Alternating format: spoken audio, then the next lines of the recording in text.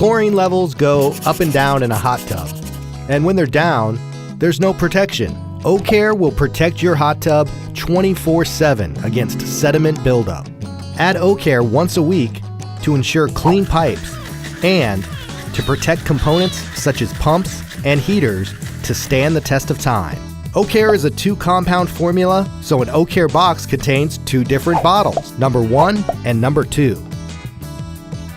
Check the volume of your hot tub. The dosing chart on the bottle will show you how much you'll need to add.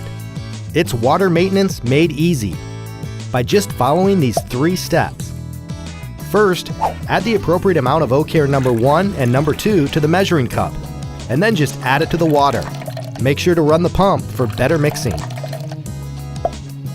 Now add some sanitizer,